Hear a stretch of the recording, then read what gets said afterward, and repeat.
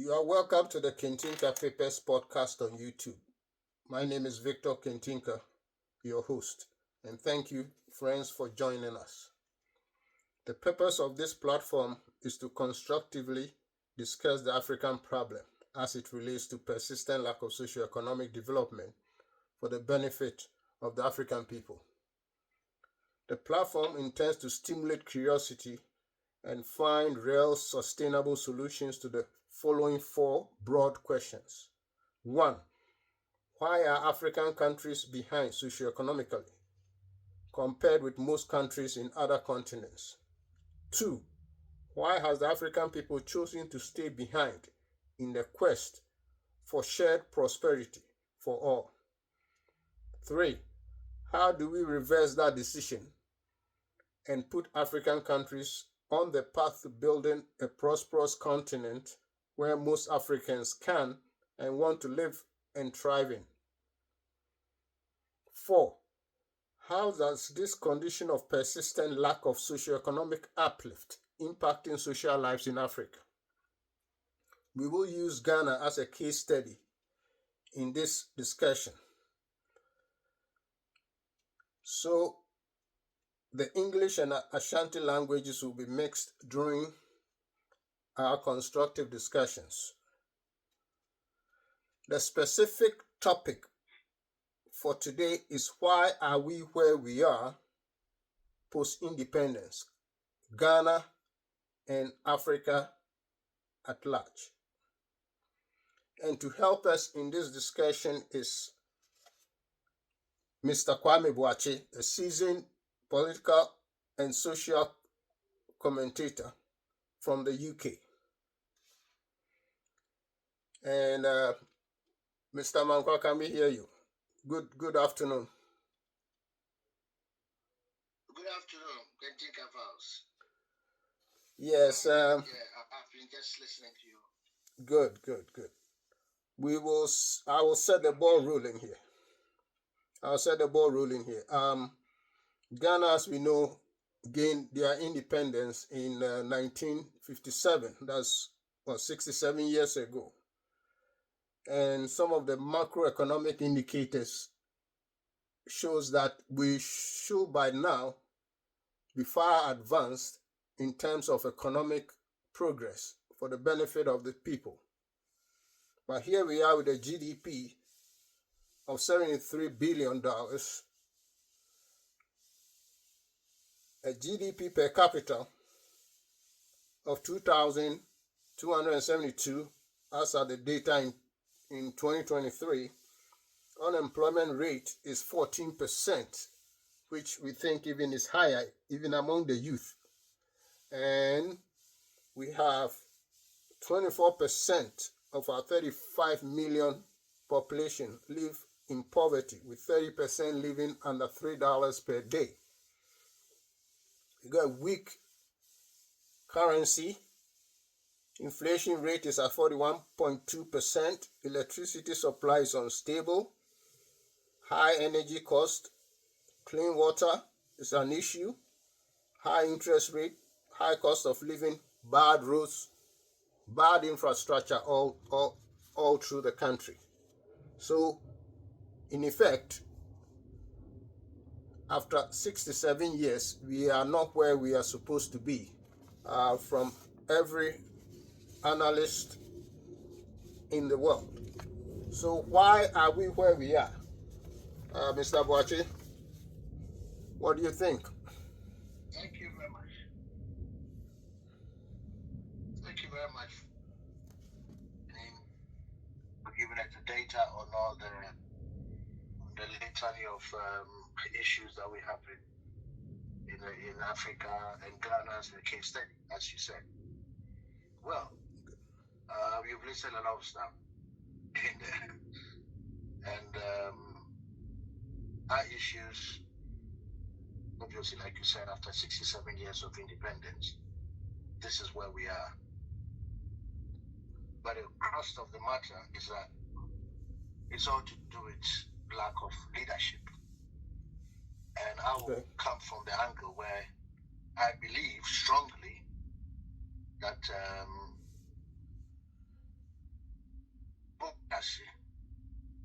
Western democracy that has been imposed on Ghana or Africa in general. Okay. Is, for me, from my point of view, is one of the biggest issues that is setting it back. Okay. It's the Western style Okay. of democracy. Yeah. Okay. So I believe strongly that in democracy. We should have tried have a democracy that sustainable. Okay. In African context. Were you thinking about like a one-party state? Yeah. No, yeah, it could be a multi-party state, but we should find like a system. I believe in the fact that, look, for example, continuity. We can have a 10, 20-year plan and have multi-parties. So they will then come up with ideas of how they can implement these 10 to 20-year plans. Okay.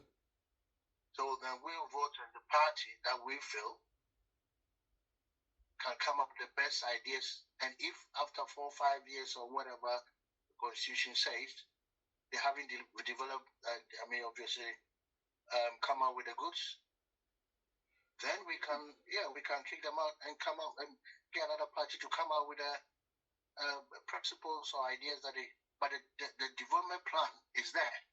Okay. We can't deviate from that. Okay. Okay, that is the main thing. The development plan is 20 years, 30 years. The development plan has been set. Yeah. So it's the political ideas to push that development plan. And that is what a lot of countries have done. Those countries that have, if you take Asia and those kind of countries you are alluding to. Yes. Yes. They have gone through processes like that. Yes. The second thing is go ahead. Is lack of visionary leaders, and this has been our biggest challenge since after Nkrumah. Okay. Okay. Mm-hmm. Yeah. So as I'm saying, I mean, if we look at history from Nkrumah's time, every sort of, people can have the excesses of Nkrumah's reign. Every sort of political party issues, there's always going to be issues of corruption, issues of this, even in Western countries. I mean, I give an example of the UK recently during the COVID period. I mean, billions of pounds have been lost through COVID. Okay. And all they did was just give it to some business people who set up phony companies. Okay. And then just because the government was desperate to get all these PDPEs into their system because of COVID. Okay. A lot of businesses milk the system. Yeah. So those issues are across the board. So in effect, you touching on three things. Right now, you alluding to what we call the a development plan, a long-term, medium to long-term development plan, which everybody must even if you're going to practice democracy, there's a consensus on where we want to go. So you can pick and choose, and depending on how far you've gone, you can get re-election or no re-election, but you're still sticking to the plan. So we're building a road from Accra to Tamale, and we know everybody has to do a piece of it. I guess how far you go with it will determine whether we should re-elect you. And then you're talking about leadership and corruption as those lack of leadership and corruption as the other leg that is impacting us. And I think you are very right, because if you look at we often compare ourselves with with Singapore, which gained independence in 1959, and Lee Kuan Yew was asked to form a government. And if you look at it, Lee Kuan Yew was in power from 1959 to around 1980. That's almost, yeah. That's how many years are we looking at? I mean, 20 plus. Yeah. So development was consistent, and if they keep on voting him into power, because I mean, one thing is that they had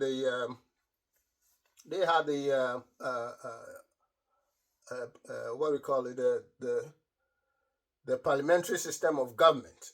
So Lee Kuan Yew's party, which is the PAP, People's Action Party, kept winning the election, and at some point, the opposition even boycotted 3 or 4 straight elections. So Lee Kuan Yew's party was made to stay in power, and they had a plan. They had a long-term and short-term development plan, which they stuck to it. And broadly, they stuck to it,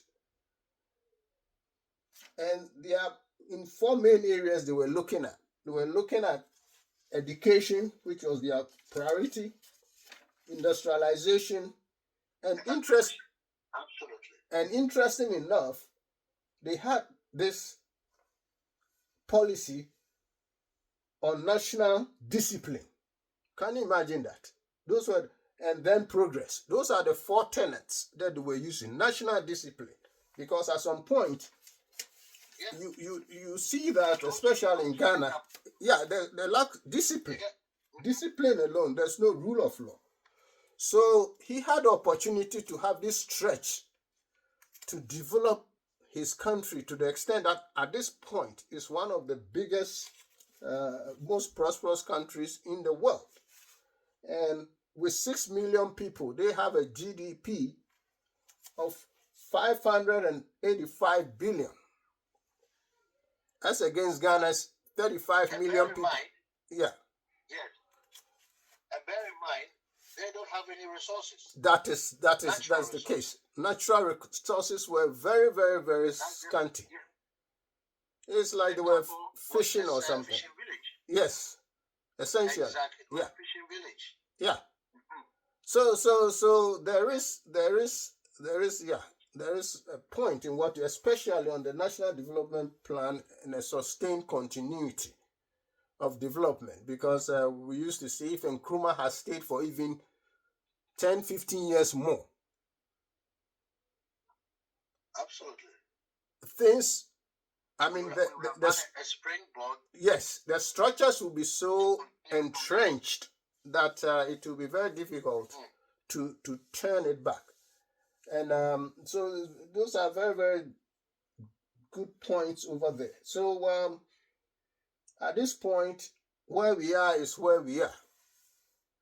So how can we get this type of leadership without corruption that we need? Right. As you can appreciate, that our system, the whole political system has been monetized. Yeah. And because our system has been monetized, monetization of a political system with lack of education, okay, is obviously holding us back. So it's mainly to do, and for me, my main worry for Ghana to come from the youth. Okay. Growing up in Ghana, we all know we used to go on marches, Luther marches, but the youth in Ghana now have no principles, no morals. For me, in my opinion, I go to Ghana regularly. The only thing they worship is basically money. Absolutely. So if we don't have irrespective of irrespective of how you acquire the money, they still worship you. Oh yes. I mean that's 100%. Yeah, that's So it has to come from the youth. Our level, the people in our age group, 50s, 40, 50s. I mean, there's nothing that they can do to the system because the system favors them. Okay. Okay. You know, the status quo favors them. So it comes from the youth. And as we say, unfortunately, our youth have been compromised to the extent that they don't really believe in anything. You know, they don't have any principles. Okay. Okay. And if you don't have any principle with money left, right, and center, because of so I've always looked up to the youth, but studying the Ghanaian youth at the moment, it is a big challenge of how they can, you know, and obviously with the advent of social media and all this kind of stuff going on. Okay. And we've got a challenge. We've got a challenge, but it has to come from the youth. The youth has to, at some point in time, this mindset change. Okay, and decide that look, okay, we can't continue this system. Okay. Okay, can't continue with this system. But don't but don't you think that this situation of the youth, the apple doesn't fall too far from the tree? Because if you look at 67 years post-independence, as far as I remember, everybody had always said the Ghana is hard. Since as far as I remember, it's difficult. Infrastructure is bad. But I'm saying the youth, the people who are running the country now or for the past, that means generations of leadership has changed over this 67 years. So the youth that were the youth 30 years ago or 40 years ago, they are the people who are running the system now. And they used to be vocal. Is it a situation whereby I call it everybody is a thief in waiting? I mean, to put it bluntly, is that if you are not near the cookie jar, you shout corruption until you get there. So is there something, because then you think, okay, leadership has changed about 3 generations over. So what youth are we waiting for? Yeah, you're right. Is it a point? So is there something within the context of our DNA that makes me feel that we have to choose to be underdeveloped? Because the youth of yesteryear are the grown-ups of today. Are the grown-ups of today, yeah. And every generation, the corruption doesn't get better. The leadership acumen doesn't get better. So it's a question of everybody waiting their turn to loot.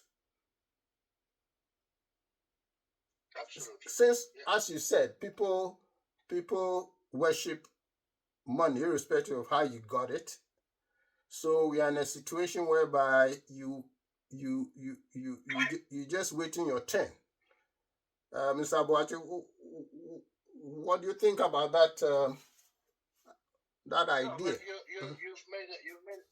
you've made a very good point. Yeah, it's something that as you were making it, analyzing it in my mind. It's the youth of 30, the youth of 30. They are the leaders of they are the leaders now. So basically, what's happened, I would think is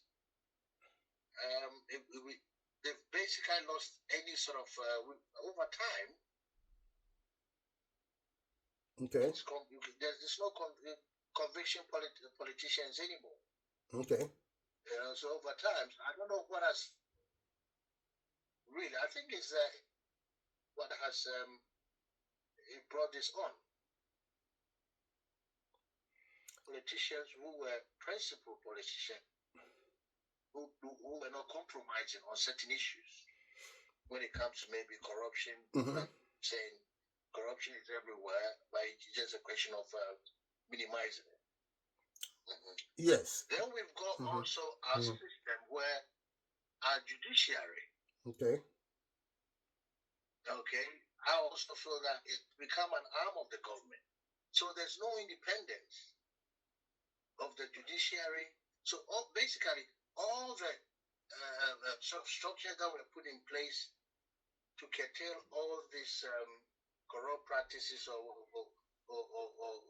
issues that crops up when governments are politicians are in power. All the sort of issues that come up. Okay. Judiciary, our system of judiciary should have been able to deal with it. Yeah. But the judiciary has also become an arm of the government. So it's not independent anymore. Yes, that's why. That's a good point. That's why I come up with this issue of, is there something really, because if you look at the system, yes, it's a DNA issue. Because if you look at the system doesn't run itself. The people run the system. If you go and look at the laws, there is no law. I mean, legal. Our jurisprudence was based on the British laws, essentially. There is no law. There is no situation where there are no laws attached to it. But it's just the implementation of those laws. The people running the system are the same people falling from the same tree. So I believe there's a deeper issue. And the deeper issue is ingrained in the persona. Because if that's not the case, this same situation which we see, you can transport the same, do the same analysis in another country like Uganda, like in Kenya, like almost every sub-Saharan country. You can see this trend going on. Yes, you can see the trend going on whereby we keep on doing the same things to our own people, where there is no desire for shared prosperity. Because I had a chance of working in a regulatory organization in Ghana for about 7.5 years, and that's where I found out that. I came to understand why Ghana is where it is. Because the people asked to run the system are very personal in their outlook. So you have a situation, like you said, it's not like there is no corruption in other parts of the world. It's just that how many people are sanctioning it. In Ghana, you work for an institution, a minority of the people are upright. When I talk about minority, I'm talking about 90% are in for themselves and only 10% are in to do the right thing. So what happens in most of these organizations is that the 10% are easily swallowed by the 90%. Because in your attempt to resist the wrong thing being done, you either be marginalized, transferred, or fired. Life can be in danger. Yes, or fired. But in other countries, in other continents, and in other countries, you have it the opposite way. You have only 10% willing to do the corrupt stuff, and 90% trying to do the right thing. That's right. So when the 10% are caught, the law deals with them. As against the Ghana or African situation where it's the opposite. The upright people are swallowed. So you either join them or let it go. Or let it go. Because we can't say that generations after generations, we are not having a generation that comes and say we will do the right thing. We will build roads that will last. We will build infrastructures that will last. We will build things looking at 20 years plan, looking at how it's going to impact majority of the people. There is something wrong with, in my belief, I start to think that way. So the youth, they are passive because in their little corners, they are not even doing the right thing. They know because it takes moral authority. It takes moral authority to stop somebody for doing something criminal. Because when you know you are doing yours in some little way, your moral authority to stop it is very low. That's why the youth cannot act. That's my opinion. That's why the youth cannot act. Because look, I mean, you go and open a business in Ghana. A lot of people in the diaspora, they want to open businesses. You open business at your own peril. Absolutely. I've done it, and I've seen yeah. The perils. You obviously because they are stealing you. You ask somebody, a carpenter, to do a job for you. He's inflating the price. He's taking some of your equipment out. Something that's supposed to cost you $100 will end up costing you $300. So how can such a person lead a protest? A protest, yeah. You're right. The moral authority is not there. So there is something more serious to solve, in my opinion, to get this thing on the right track.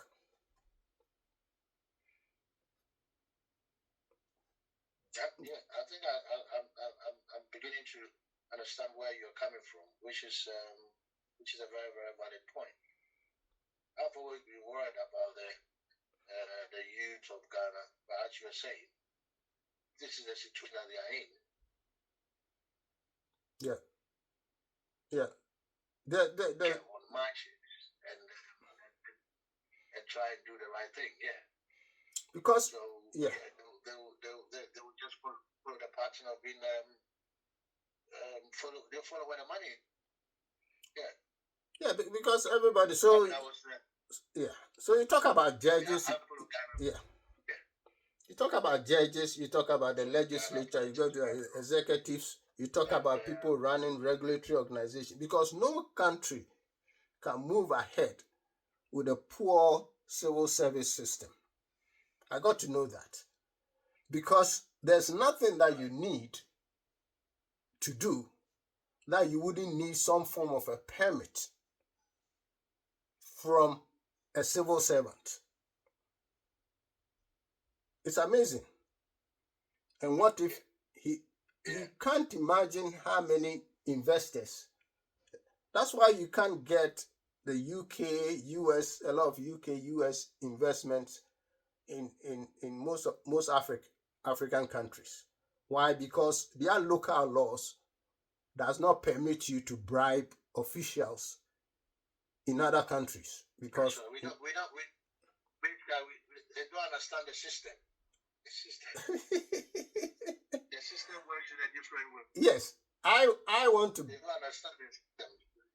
I want to bring my millions to invest in your country, and I need some permit to start a business, and somebody will give me a runaround, and it will end up that if I don't pay such and such amount, the permit will not be given to me. How do you get serious investors into your system? You see? It's a massive challenge. It's a massive challenge. Yes. It's a very, very big challenge. Because, yeah, that's why when I look at Lee Kuan Yew's plan, and he had on the third national discipline. National discipline was one of his main themes in his quest for industrialization. National discipline, which your point about our DNA it's a very pertinent point, because when you talk about this national discipline, yeah, Rollins tried it.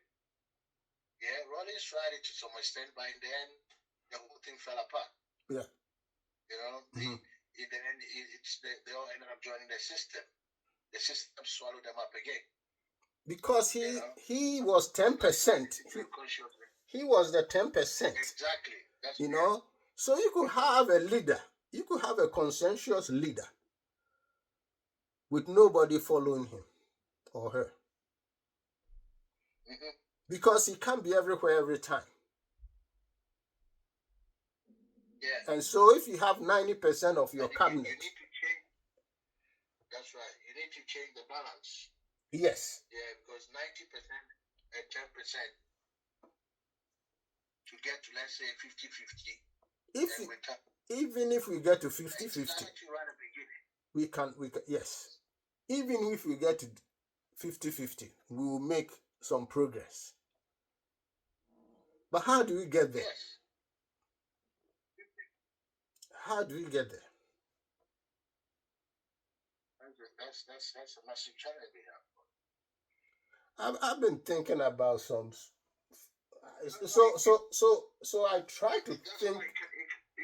It comes down to this plan that we need to get to a system where I don't know how that can be made, that can be implemented, but that development plan which parties have to stick in a way. I mean, somebody like Atta to bring some kind of discipline, and unfortunately, he also didn't last.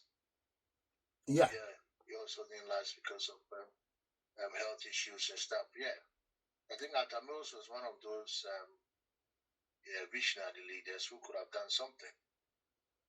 Unfortunately, he didn't last, and then he got handed over back to the old guards, and then they continued their practices. So it's like, okay, so another circumstance. I'm still into this DNA thing. I'm still, because that's the root. Like I said, the apple doesn't fall too far from the tree. Because I can go back, the way I started to think about this thing ingrained in us is that, okay, if you take one country like Ghana behaving badly over 67 years, and you go to Uganda, you see the same thing. Then you go to Kenya, you see the same thing. Yes. You go to Kenya, you see the same thing. You go to Sierra Leone, you see the same thing. Liberia, you see Nigeria, you see the same things. Then you have to step back and say there's some common denominator here. And then apart from that, generations after generations have changed leadership. At least 3 generations post-independence have changed leadership because I read. I want to throw this into the equation. It also boils down to massive lack of education. But then we can turn around and say that, so do the politicians surely want the citizens to lack that education so that they can perpetuate this corruption and all this nefarious activity that they're up to? Because lack of education, well, is one of the reasons why our political system doesn't work. So maybe it's in their interest to just and not them have any sort of a proper enlightenment. Okay, All right. I know. I mean, recently Okay. they had their free education thing that Ronaldo brought into. Yeah, I mean that's a noble idea, but if you don't have the structures to back it, then basically you're actually diluting the educational system. Because I've seen some horror stuff about this free education. Obviously, you can go to school for free, but if you don't have the teachers, you don't have the books, you don't have the infrastructure, you know. It's a lady friend of mine who had a contract, Okay. to do this feeding of these schools, Okay. and the contract that she got. I mean, half of the money was taken out by bribing people. Oh. You got to give this person this. Okay. Got to be. So by the time she gets around, Yeah. to buying the stuff to feed the children in the schools, she's virtually left with nothing. So what does she do? Okay. She buys substandard stuff. Okay. Feed the kids get fed very badly. Yeah. Because that's the only way being a business person. I mean, she could break even or make some profit. Look at that. Look because at that. half of the money has been blacked by officials. Look at that. So yeah. If you have these structures in place, that's wickedness. Somebody with it's a noble idea. But if the structures are not there, I mean, I went to my old school the other day, and I mean, I've never seen a bunk bed pile up to 4. I mean, to sleep on bunk bed. Really? We had the 2. Yes. 4 levels. I mean, it was shocking. 4 levels of a bunk. Whoa. Then you're heading towards the ceiling. So the top person is very close to the ceiling. So you need a ladder to climb. Yes. You need a ladder. Yeah. You need a ladder to. I'm not kidding you. We went to renovate one of the dormitories. Okay. And we couldn't believe it. They had beds, and I'm thinking, because they want to get more people into the boarding school. Okay. Apparently, and the only way they can do it is to get more people into the. Yeah, I remember going to school and we only have up and down, and some of them we even have a single one. Okay. You can put your trunk, next to it. You see a boarding school, put your trunk next to it. Okay. Yeah. Everything nice and tidy. Yeah. Yeah. Yeah. The population of the school has been tripled with the same structures. Yeah, but this it still it will have worked. It still comes down to my strong belief in these people who are running the system not being right, because it's in generational DNA. Because the system could have worked. I mean, look at the situation where the money is being put out to feed children. Yeah. Then somebody takes up part of the money, a chunk of it, for his private pocket. Yeah. So in this case, money that can be used to feed everybody appropriately is now being siphoned into personal use. So it comes down to this issue of me, which is ingrained in the DNA of most of the African people. So however you cut it, however you cut it, it comes down to why do people have the inkling, the audacity, and the comfort mindset. Children's food, you are taking children's food out of their stomach for you and your children, and you sleep well, and they sleep well too. They sleep well. You see them in churches and mosques flaunting their money. What has always amazed me is that in Africa is the only country you steal their money and come and bluff with it. Yeah. Openly, and come and bluff with it. And that's why I believe we are able to tolerate it, because people feel that, well, if I get it too, I'll do the same. I think that's the Absolutely. general. That Can you give me another example?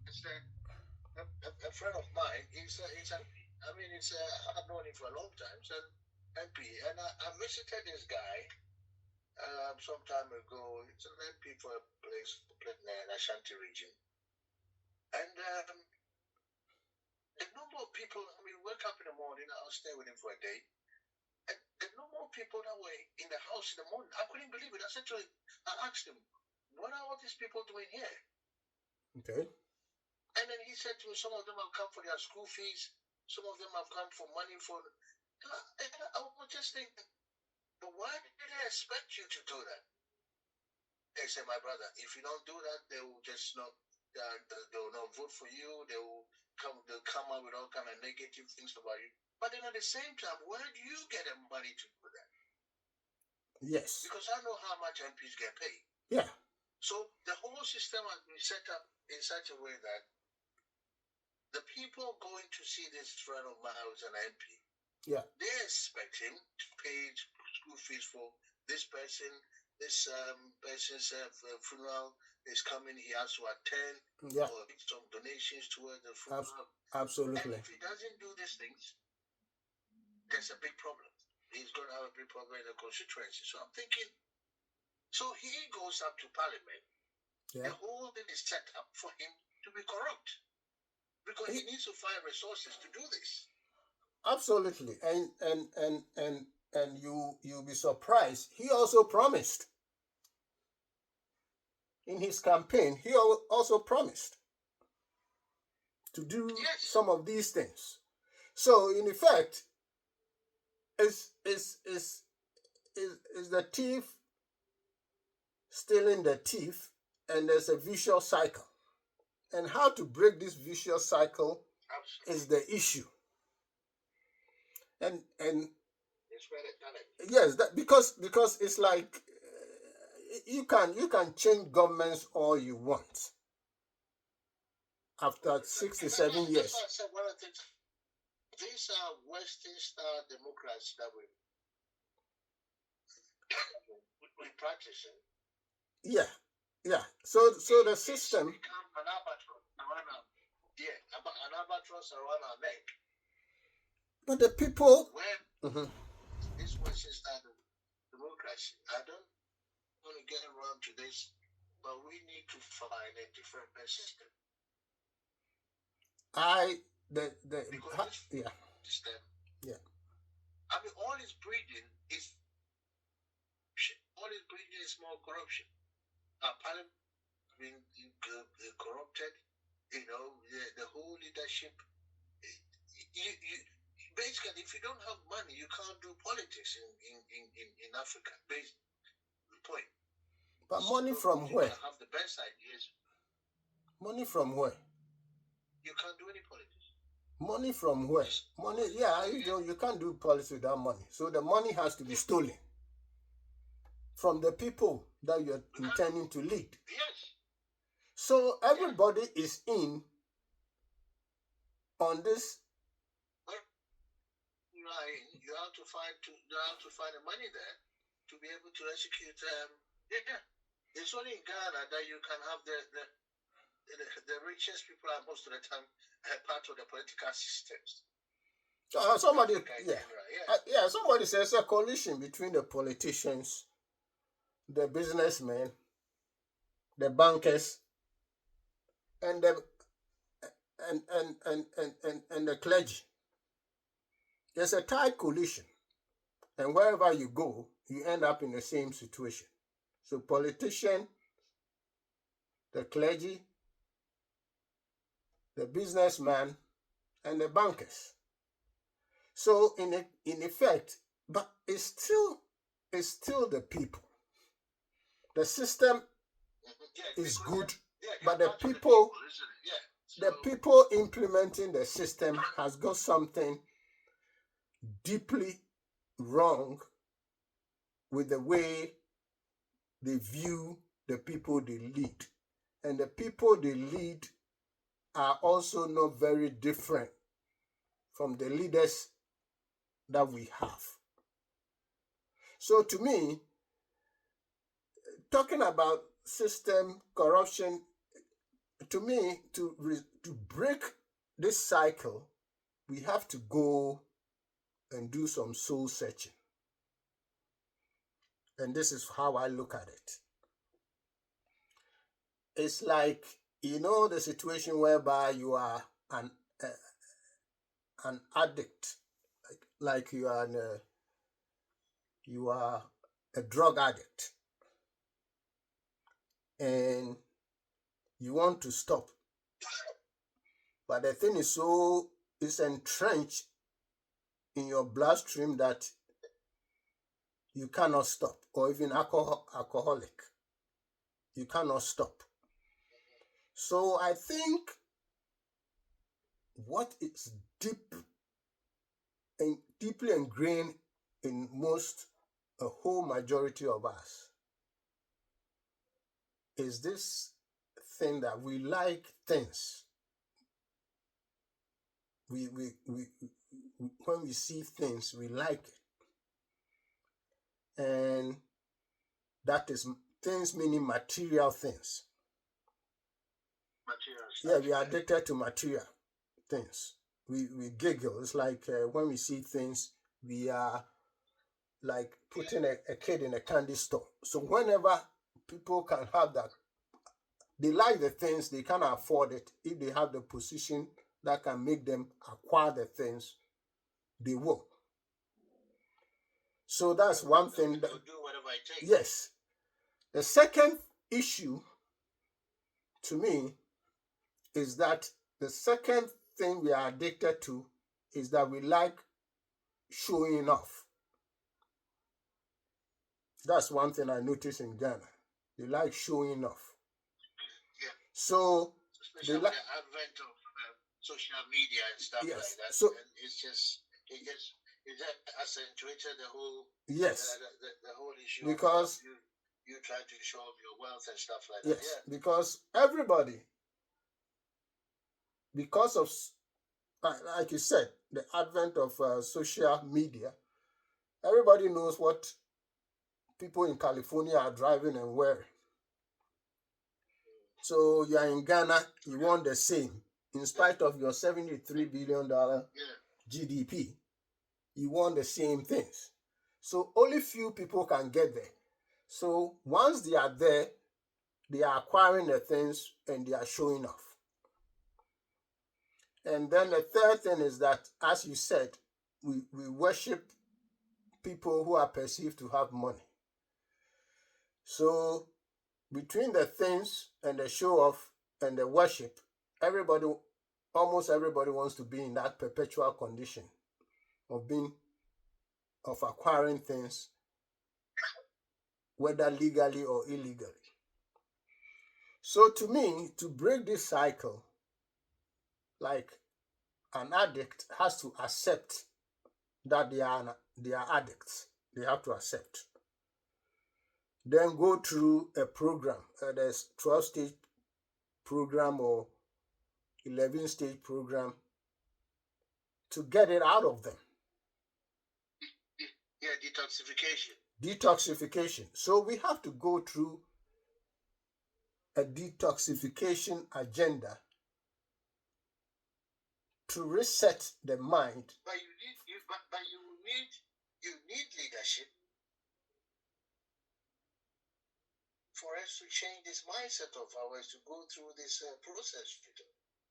So if the leadership is not there, how do we go through this mindset change, this detoxification that we want to talk about? How do we go through this? Yes, first, I think because we have to have a reset. We have to have a reset. First, I think we have to start having a conversation about the fact that a great majority of us are thieves. But if you in relative sense, let's start having the conversation that we are all thieves. And we are all thieves in the sense that we are thieves in waiting. So So once we start having that I conversation, remember Patrice Lumumba. This guy who does a lot of commentaries on yeah, African political situation. the PLO, yeah, Very inspiring guy. yeah, He said something similar to what you just said. Yeah. okay. Yeah. That we are all thieves in waiting. So yes. Absolutely right. So once we accept that, we start having that conversation like an addict, a group of addicts who accept that they are drug addicts. Because if you don't accept it, you can't go over your addiction and resolve and go through detoxification. We have to start having conversations that we are all addicted to stealing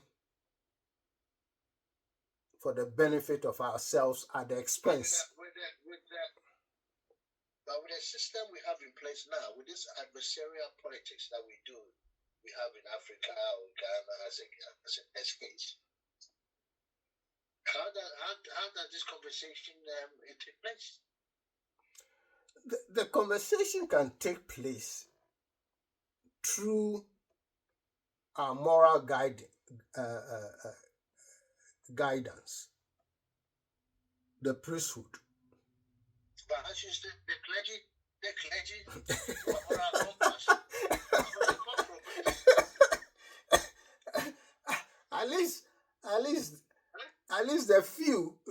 No, there will be a few who can start making it up. Yeah, but they will still fall under the 90-10% ratio, wouldn't they? They will still, but have they started? They will still fall under it. But with a 90-10% ratio, if you are not seeking anything from them or stopping them from acquiring anything, then you are just talking. You are just being loud. And people will pick it up. Just the discussion, people will pick it up. It's when you want something or you don't want something, that's why if you look at the civil rights movement, most of the people who went into the civil rights movement were reverends because nobody was paying them. Absolutely. The reason they were most of them were reverends was that they didn't need to be paid by some industry or company. They needed their livelihood was supported by the people. So they were capable of bringing issues of inequality up without any repercussion to their livelihoods. That's why all these to fight injustice, most of the leaders were reverends. So if you get a few reverends who start talking about the fact that there's something pathologically or wrong with the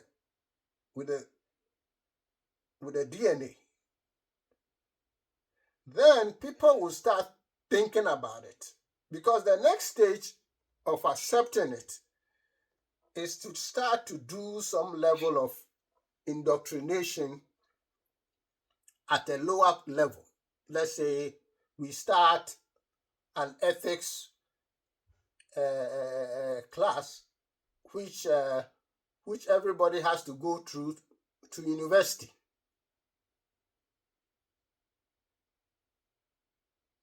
Yeah, you start from class 6 like now. You start them from class 6 and say that, look, you're a potential thief. Okay?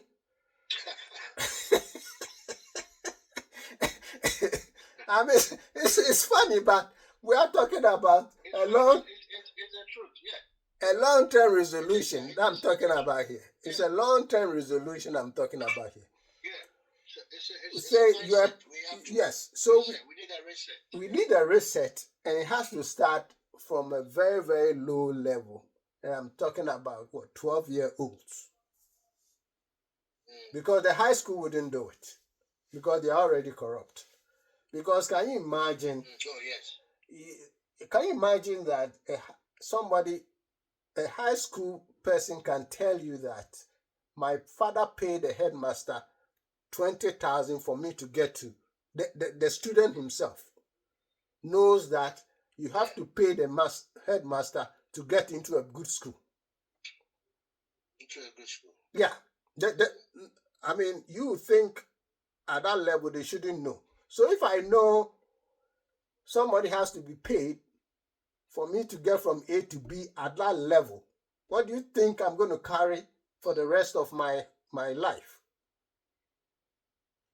That's right. You see the point? So the innocent politicians blatantly admit that they pay money to this person, they pay money to that person, and there's no consequences for it. Yes. On radio, television, they've just said it. Yes. Yes. You know? Yes. So if we start having that conversation, that look, everybody is a potential thief. So at the age of 12, you are told that you're a potential thief, so you have to go through ethics classes, code of ethics classes, and then you'll be taught the impact of your thievery to the long-term success of the country. Then everybody would know. So as we go through to the university level, everybody's taking it every year, because I remember in this country when I used to work for a financial institution here, and sexual harassment is a big problem in the US. It used to be a big problem. So you know what they did? Every company started to do what they call sexual harassment training.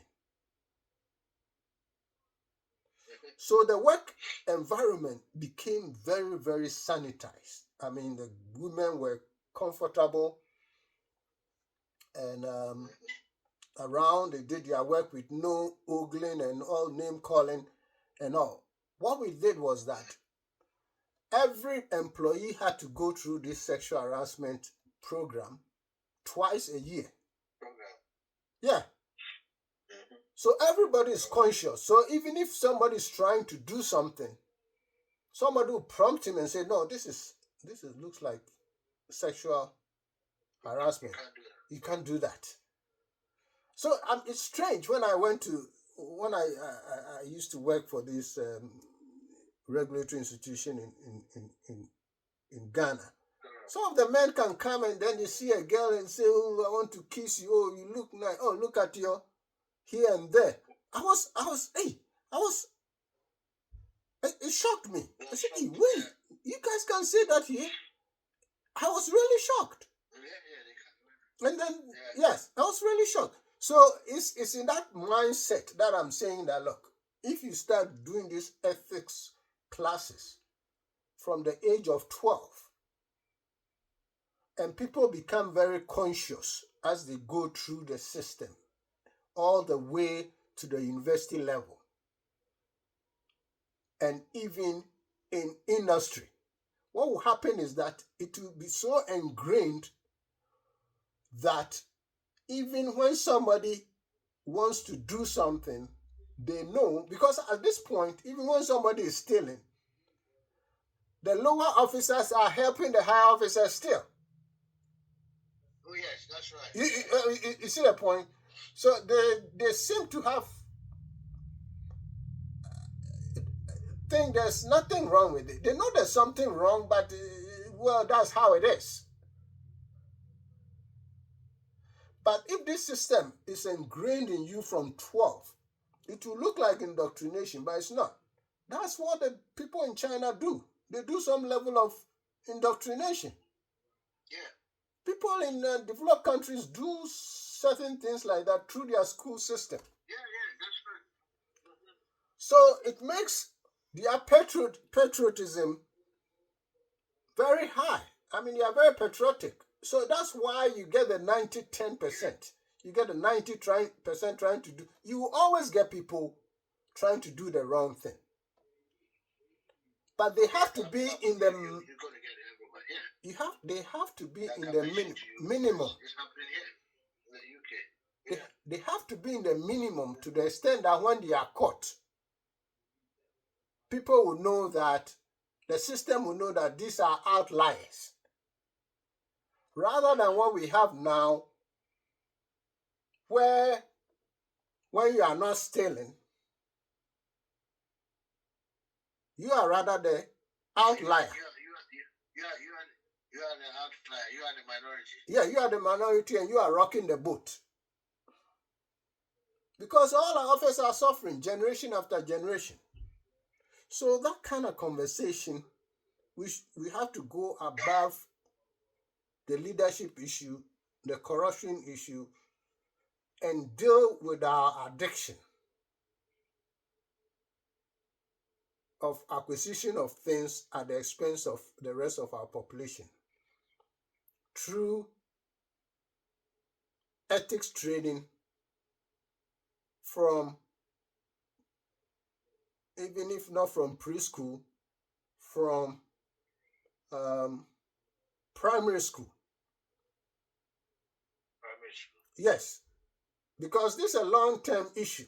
Because for 67 years, Oh yeah, absolutely. generation after generation trying to do the same thing, and every I mean, so funny. Every political party comes into power asserting that the previous one was more corrupt than they were. Corrupt, absolutely. I mean, look, what an argument. And when they come to power, no, yeah. So, and no example is set. Nobody goes to jail. Nobody's So my ticket, nothing happens. My ticket for winning political power is very simple. Yes. So my quest for political power is very simple. I have to prove that the other person was more corrupt than I was. Is that a way to run a country? Absolutely not. So there's something really wrong. There's something really wrong, and it's an ethics problem, and we have to accept that we are all thieves in waiting, so we need to solve it from the primary school level through ethics training, all the way to the university level, to reset the mind.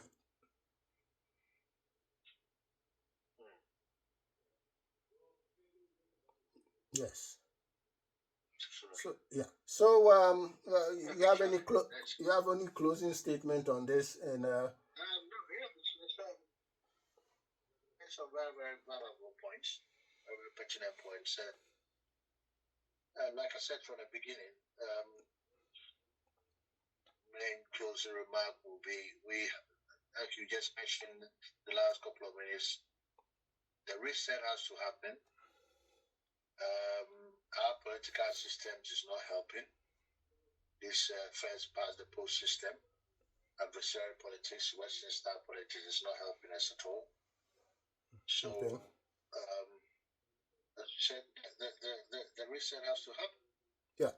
And how it's going to happen, that's where the main issue is. But you've made some points which, yes, are quite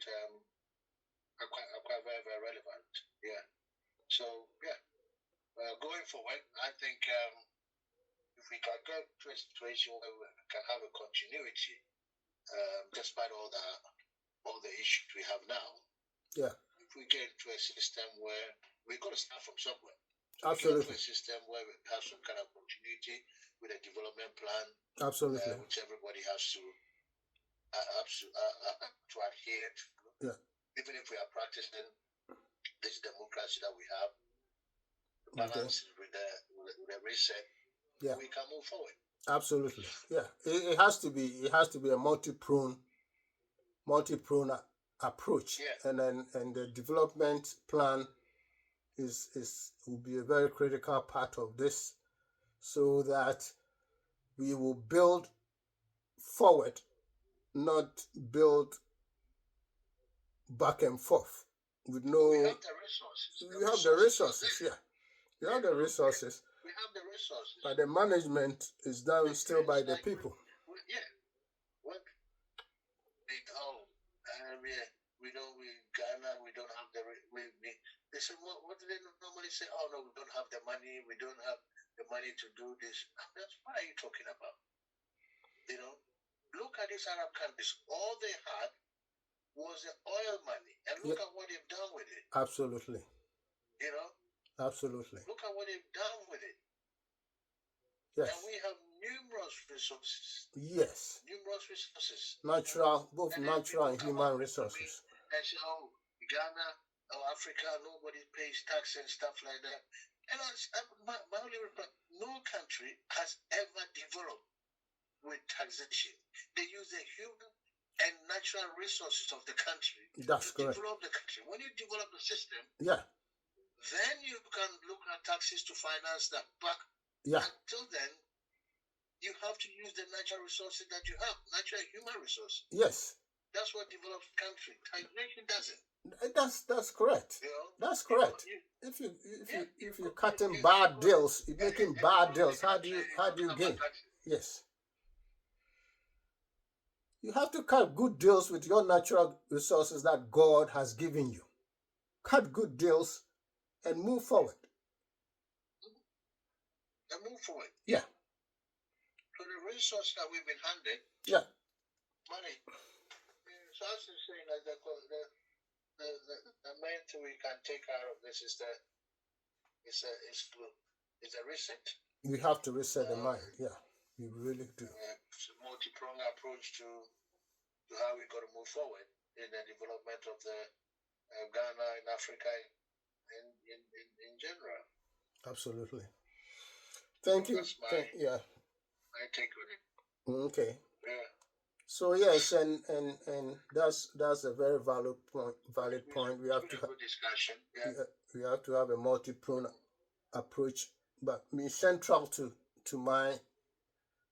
my view is that we really need to reset the mind through some ethics training at a very, very low level as a long-term approach to get better leadership and better followers with the mindset of doing something not only for self, but for the benefit of the larger population. Thank you very much, Mr. Kwame Boachi, and we will discuss other topics on this Kentinka podcast. That's right. YouTube. It's been a good discussion. Sure, absolutely. All right. Thank you very much. Enjoy.